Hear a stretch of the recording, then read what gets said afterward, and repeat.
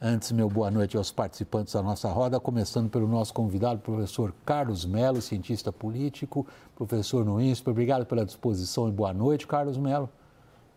Boa noite, William, a todos vocês. Temos a grata satisfação de registrar aqui a presença do nosso Daniel Rittner na bancada diretamente de Brasília. Thaís Herédia, Caio Junqueira. Nosso primeiro assunto. O ministro do Supremo Tribunal Federal, Dias Toffoli, suspendeu os pagamentos do acordo de leniência da Novo Honor, ex-Odebrecht, na Lava Jato. A empresa também ganhou acesso às mensagens hackeadas entre o então juiz Sérgio Moro e os procuradores no episódio que ficou conhecido como Vaza Jato. Reportagem de Pedro Teixeira. A decisão atende a um pedido da Novo Honor, antiga Odebrecht, que alega ter sido pressionada a fazer o acordo de leniência em 2016 com o Ministério Público Federal. Na época, a empreiteira se comprometeu a pagar 8,5 bilhões de reais. A maior parte para a administração pública, além de autoridades nos Estados Unidos e Suíça ao longo de 23 anos. Em setembro do ano passado, o ministro Dias Toffoli já havia anulado todas as provas que embasaram o acordo de leniência da Odebrecht e que revelaram o chamado Departamento de Propinas. Planilhas com apelidos e quantias entregues a dezenas de funcionários públicos e políticos de diversos partidos, pagos para defender os interesses da empresa, segundo as delações dos próprios executivos. Em dezembro do ano passado, Dias Toffoli já havia suspendido o pagamento da multa de 10 bilhões de reais do grupo JF, também definida por meio de um acordo de leniência. Todas as decisões do ministro tiveram como base a operação spoofing da Polícia Federal, deflagrada em 2019. Depois do vazamento de supostas mensagens entre o então juiz Sérgio Moro e procuradores da Lava Jato. Para Toffoli, o episódio que ficou conhecido como Vaza Jato pode indicar um conluio entre a acusação e o juiz e, por isso, também concedeu à JF e à Novo Honor o direito de acessar os arquivos das mensagens vazadas.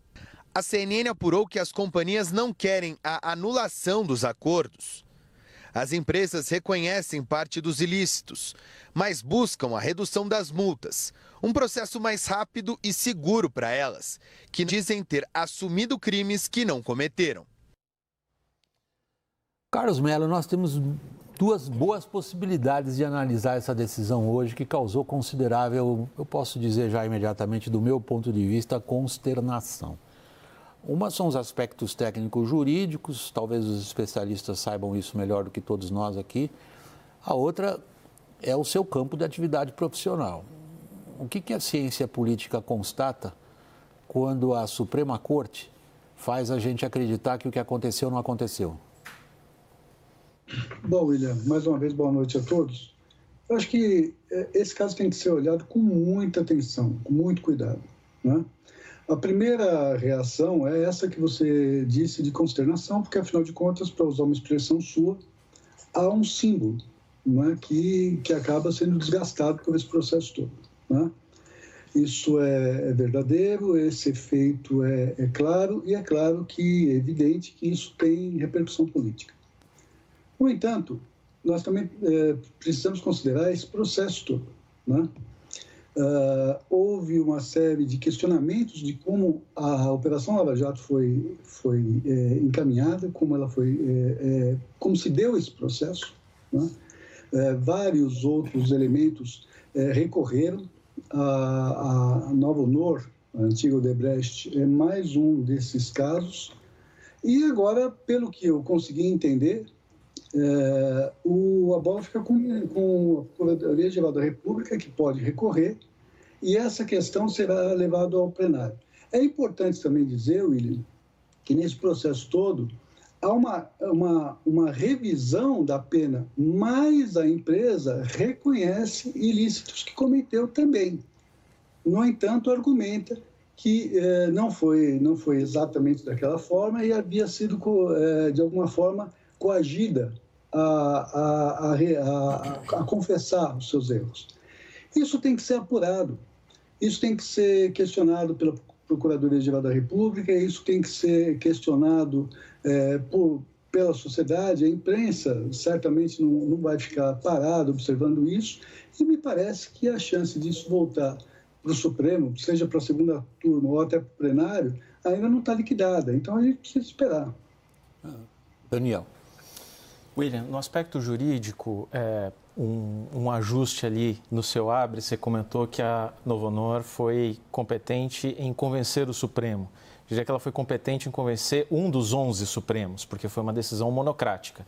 E essas decisões monocráticas não têm ido com a agilidade que o Congresso cobra às turmas ou ao plenário. Isso é o aspecto jurídico. No aspecto econômico, a única coisa que eu ressaltaria sobre os acordos de leniência de forma geral, especificamente no da Odebrecht, é que eles foram costurados quase 10 anos atrás, num momento em que as empresas diziam o seguinte: olha, eu fiz besteira, eu reconheço que eu preciso pagar por isso, eu me desfaço de uma série de ativos aqui que eu vou ter que vender para sobreviver, mas ao longo do caminho as obras públicas serão retomadas, o Brasil sai de uma crise e eu vou continuar com os meus ativos bons e eu vou me recuperar para esses ativos bons e conserto e consigo continuar operando. 10 anos depois, qual a situação que você tem? A Odebrecht saiu de 180 mil empregados no mundo para 24 mil. Não teve mais obra pública. O país acumula 10 anos ou de recessão ou de PIB patinando. Os ativos bons com que ela ficou, que ela não vendeu, que ela não se desfez, não tiveram mais financiamento nenhum do BNDES. Então, entra uma discussão ali que é a seguinte: eu fiz o acordo de leniência para quê mesmo? Eu não tenho mandato nem do STF, nem da Odebrecht, nem de ninguém para responder a você. Mas ela admitiu que corrompeu. Ela detalhou como ela corrompeu. Ela disse quem ela corrompeu. Ela devolveu dinheiro, não só ela, diretores nomeados por interferências políticas em várias estatais. Parte do sucesso dessas empresas está numa capacidade de competição em relação aos adversários facilitada pelo ilícito. São as consequências. Caio. William, tem uma linha do tempo que é importante pontuar, que ela começa em março, abril de 2021, que é quando o Fachin, o Supremo Tribunal Federal, na prática devolve o Lula para a arena eleitoral. Essa linha do tempo se estende por 22, 23 e agora 24. A morte da Lava Jato é uma morte lenta e ela tem vários aspectos. No meu sentir, ela começa quando o Judiciário, o Supremo Tribunal Federal, pega o Lula, que não tinha mais direitos políticos eleitorais, e retorna na arena eleitoral, justamente porque é o candidato possível com chance de derrotar o presidente da República, então, que era o Bolsonaro. Só que não é um fenômeno exclusivo do lulismo, do governo Lula III, porque a Lava Jato morreu bastante durante o governo Bolsonaro. Né? O Augusto Aras deu fim às forças-tarefas, a de Curitiba, a de São Paulo. Eu vejo, numa leitura geral, algo como o Império Contra-Ataca, né? O segundo ou quarto filme da série, né, do Star Wars, que é o Império Contra-Ataca de todas as cores contra a Lava Jato.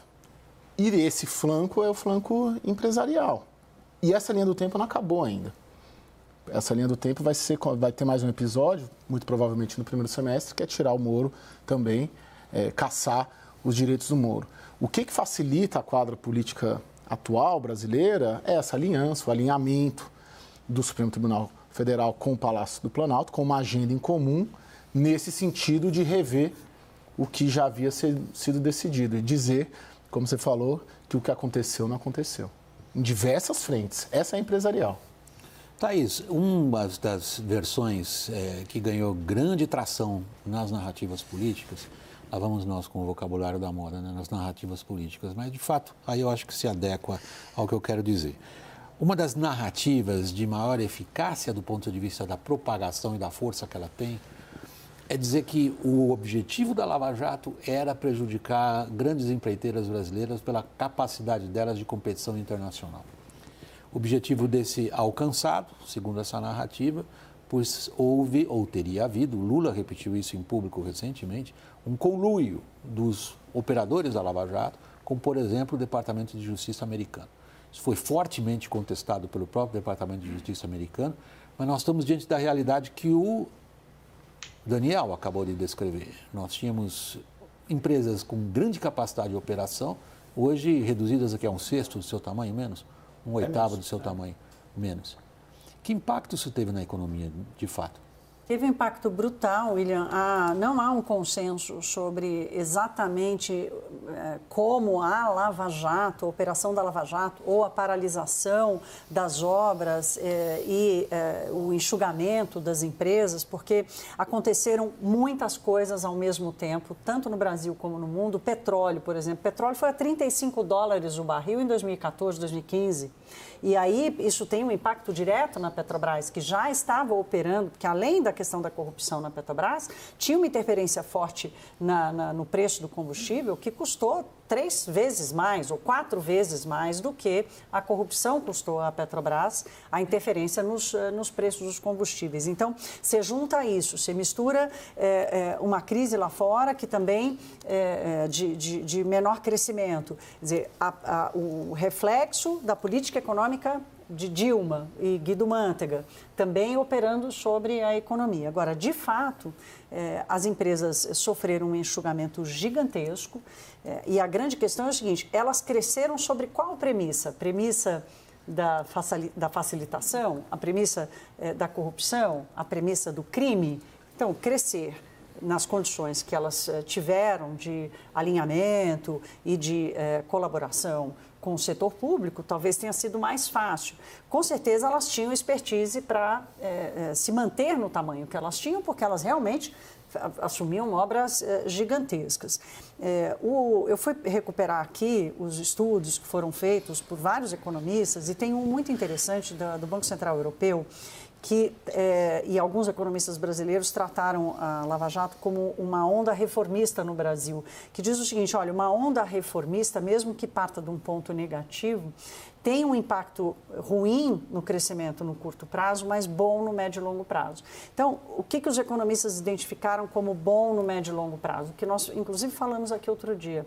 Mudança na governança das empresas, tanto estatais quanto privadas, realocação adequada de recursos, uma adequação das contas públicas, quer dizer, tudo que envolvia a engrenagem que sustentou a expansão das obras que tinham ali corrupção na sua premissa, a resposta, ao longo do tempo, ela proporcionou uma melhora da economia brasileira.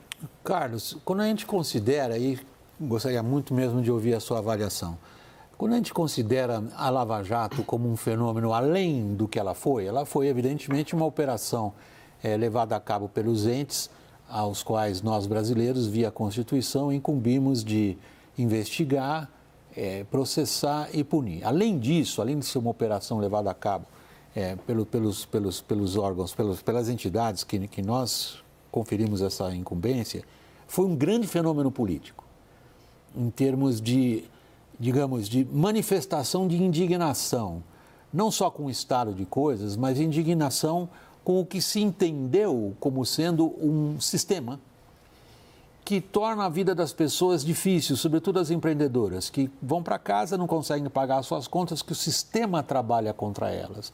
E a impunidade é uma expressão forte disto, entendido pelas pessoas como um sistema. Passou tudo isso? O que era indignação morreu? Não, bom, você foi mais profundamente a questão e aí você me obriga a olhar para esse processo ainda de uma forma mais aguda. Veja, o que se deu no Brasil de 2013 a 2018 se deu em vários lugares do mundo. Em vários lugares do mundo, nós tivemos processos de grande contestação do establishment político, né? Dos políticos e até da democracia. Né? Por quê? Que mal-estar foi esse? Né? Há uma vasta literatura a respeito disso, que diz respeito também à queda de renda, diz respeito também a transformações estruturais que começam na tecnologia e atingem fortemente a economia, vão ter consequências sociais gravíssimas. Isso vai chegar na política, vai chegar num certo desalento em relação à política. E aí, é claro, essas questões todas de corrupção, que eu não estou menosprezando, que são importantes, acabam assumindo a centralidade, acabam tendo esse papel. Mas é um processo muito, muito mais amplo. Esse processo acabou? Não, porque o desalento em relação à política ainda não acabou.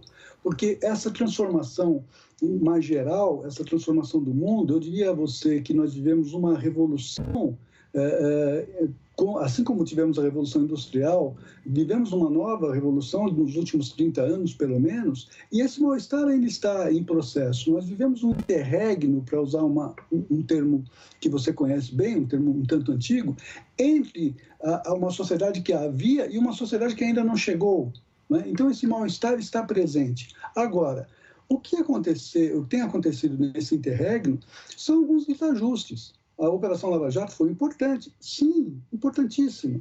Teve um efeito político muito grande, mas também se revelou que também cometeu erros. Não se joga a água do banho junto com a criança pela janela, evidentemente, e é isso que pode estar acontecendo, mas é necessário compreender que esses processos de combate à corrupção, eles precisam ser feitos com muita pertinácia, com muito cuidado, porque senão eles serão contestados, sim, não só aqui no Brasil, mas em qualquer lugar do mundo. William, eu tenho uma percepção de que, quando você questiona se morreu a indignação, que o fenômeno, o fator Bolsonaro, ele foi trazido na política brasileira, e principalmente na eleição de 22, para uma população escolher, né, se ela preferiria aceitar, ou parte dela, a parcela que decide, né, o meio de campo ali do eleitorado brasileiro, se ela preferiria alguém com manchas de corrupção na trajetória, né, que seria o PT e o Lula, ou alguém com manchas de conduta, né, o tal do Bolsonaro genocida. E teve essas duas pechas, e a população brasileira foi chamada a escolher na eleição. Vamos dizer, em termos pejorativos, o Lula ladrão ou o Bolsonaro genocida? E a população optou que seria melhor ter o Lula com tudo que aconteceu do que um perfil como o Bolsonaro com tudo que aconteceu no governo dele, em termos de ataque às instituições, em termos de conduta na pandemia. Então, essa indignação, de certa maneira, eu vejo que ela foi neutralizada e foi dada à população brasileira e ao eleitorado uma opção. Vocês preferem esse caminho ou esse caminho? Então, preferiram o caminho do Lula e do PT, apesar de tudo que havia acontecido, porque foram deparados com os fatores e com os fatores negativos que o Bolsonaro trazia e avaliaram e escolheram. E isso acabou neutralizando essa indignação. William, só queria insistir num ponto, porque eu sei que parece e é extremamente antipático a gente colocar alguma ressalva ali ao que foi decidido e acaba beneficiando, contemplando o pedido de uma empresa que confessou corrupção. Agora, é mais ou menos, a comparação não é boa, mas é que me ocorre agora, é que nem dizer, alguém que fez ali um homicídio triplamente qualificado, confessou o homicídio. Você tem um código penal ali que diz que, olha, dependendo das circunstâncias, você pode ter uma pena de 18 anos, pode ter uma pena de 30 anos, mas você sabe essa pena. No acordo de leniência que a Odebrecht e outras empresas firmaram com a CGU, os parâmetros estavam bem definidos. No caso dos acordos com o Ministério Público Federal, não estavam bem definidos. Além disso, você tem ali um fator que você está dizendo, olha, teve conluio entre procuradores e juiz e eu fui submetido a condições para confessar que não eram as adequadas e isso é uma tecnicalidade. Acho que não é saudável que a decisão tenha sido monocrática, já que a gente consumiu aqui uma boa parte do ano passado discutindo isso. Agora, tem um outro ponto que é o seguinte: uma vez ocorrendo a penalidade, havendo uma multa bilionária, a Odebrecht, por exemplo, precisou vender o aeroporto do Galeão para sobreviver. Agora, ela fez uma escolha. Eu vou sobreviver pagando essa conta e para isso eu vendo o aeroporto do Galeão, mas eu quero construir ali, eu quero fazer a duplicação da BR-163 no Mato Grosso. Só que para isso eu tinha acordado que ia ter financiamento do BNDES. Aí você faz tudo ali by the book. Você faz todos os acordos. Você bate no BNDES, cadê o financiamento? Não sai o financiamento. Então fica difícil operar nessas condições, porque você teve a pena, teve o reconhecimento dos ilícitos, mas o Estado também não cumpriu a sua parte. Eu acho que tem uma lacuna importante aqui que o Daniel levanta, que é o seguinte, o primeiro acordo de leniência, que foi considerado um acordo completo, com todas as instâncias, PGR,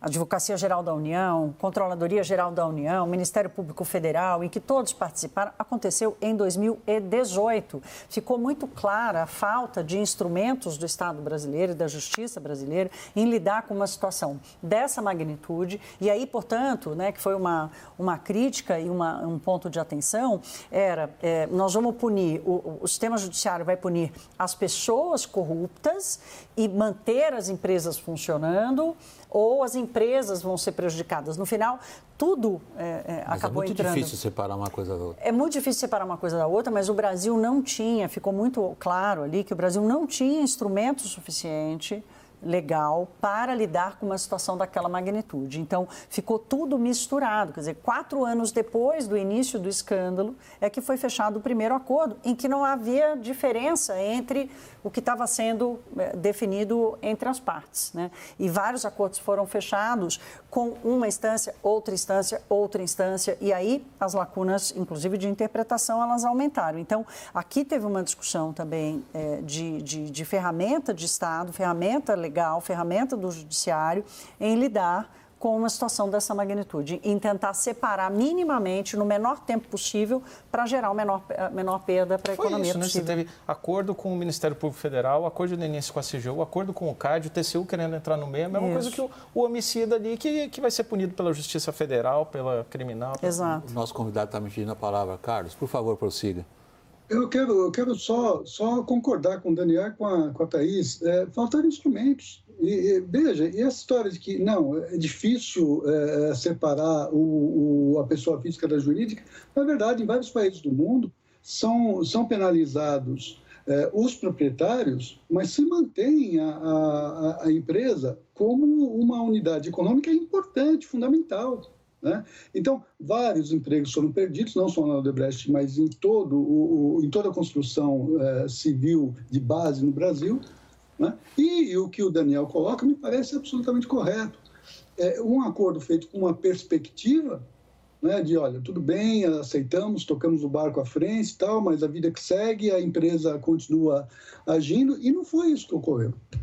Então, tem uma série de incorreções, William, que não é só de um ministro do Supremo ter atendido aos reclamos da antiga Odebrecht ou de quem quer que seja.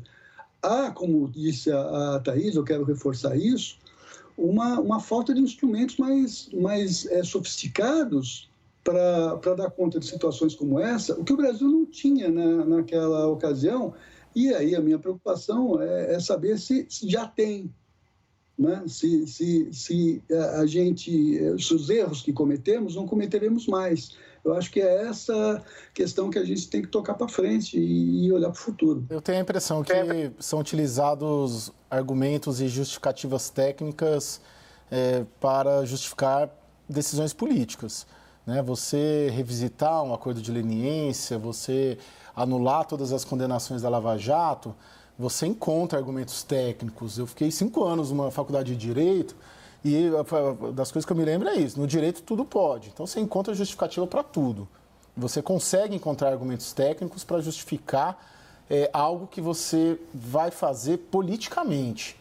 E é isso que está sendo feito. E reescrever a Lava Jato é muito interessante para o Lula, que entra num viés nesse governo de limpar a biografia, né, dentro do Brasil e fora, né, e é muito interessante para o Supremo Tribunal Federal, porque ele anula parte da oposição ao petismo, que acusa e taxa o petismo como a grande marca do petismo, isso para esses setores da oposição, como um partido corrupto e um governo corrupto. Então eu vejo utilizam-se de justificativas técnicas, ou a falta, né, às vezes, de instrumentos técnicos, como vocês três estão colocando, para impor uma opção política do Palácio do Planalto e do Supremo Tribunal Federal, que interessa aos dois, de reescrever a Lava Jato. Carlos. Perdão. Caio, é verdade, você tem razão a ter um interesse político. Tá? Agora, a questão básica é o seguinte, há ou não há elementos jurídicos. Porque me parece que da forma que está colocado é que não, eles não existem, eles foram inventados. Não foram inventados, está aí os argumentos que são do Daniel e da Thaís, me parecem corretos. Havia o que se diz, o que se chama de institutional voids, vazios institucionais, né? Houve uma série de erros. Olha, não dá para a gente simplesmente colocar sobre o manto, olha, a decisão agora é política. Houve erro jurídico também. Né? Então, as duas coisas precisam ser consideradas, porque senão a gente fica no rame-rame só da política e não avança no aperfeiçoamento institucional. Carlos, eu acho que se pode afirmar, com um certo grau de consenso, que a Lava Jato é culpada pela própria derrota. E a frase mais famosa em relação a ela é: não se combate crime cometendo crime. E o que parece realmente hoje consenso entre os operadores de direito, o mainstream dos operadores de direito detecta no comportamento dos operadores da Lava Jato uma série de violações graves, sobretudo quando o julgador se junta ao acusador. Talvez a violação mais grave do ponto de vista conceitual que possa existir. Nenhum de nós gostaria de ser réu numa situação dessas, na qual quem nos julga e de quem se supõe que a imparcialidade seja a sua principal qualidade ou obrigação, está junto com quem me acusa. Ok? Agora, o que eu queria chamar a sua atenção, e ouvir você a respeito disso, é do ambiente político mais ampliado. Nós vimos, assim como a gente viu um consenso social sobre inflação, a gente viu uma espécie de consenso social sobre corrupção. As recentes decisões, ou a sequência de recentes decisões, que para o leigo são absolutamente incompreensíveis. Por que alguém que vai para a cadeia depois sai da cadeia? Por que alguém que confessou depois faz de conta que confessou porque foi obrigado a confessar? Ou seja, todo o arcabouço do argumento técnico-jurídico, quando transformado numa realidade política, sugere às pessoas aí fora que isto voltou ao que era antes. Quem é poderoso, quem é rico, se livra do pior. William, em primeiro lugar, lamentavelmente, se perdeu uma grande oportunidade de avançar, né? Por afoiteza, né? por uma agenda política que também havia lá, que também estava, né? escondida, não podemos negar isso. Né? Então, lamentavelmente, se perdeu uma grande oportunidade. A questão da corrupção é importante, sim, no Brasil. É claro que a gente não pode desmerecer isso. É claro que isso tem um efeito político muito forte, de desalento na opinião pública. Né? Até porque esse processo não se deu de 13 a 18. Continuou havendo depois. Né? Nós tivemos também notícias durante o governo Bolsonaro. E uma série de notícias que aparecem agora. Então, esse desalento... Olha, talvez esse problema da corrupção não tenha jeito, não tenha solução, não há nada a se fazer. Ele é ruim, ele não pode prevalecer. O que nós temos que olhar é para o processo e consertar o processo. Onde houve o erro, onde se perdeu a oportunidade, que instrumentos não haviam e precisam ser feitos. Né? Porque senão a gente vai ficar chorando o leite derramado, e o leite derramou irrecorrivelmente.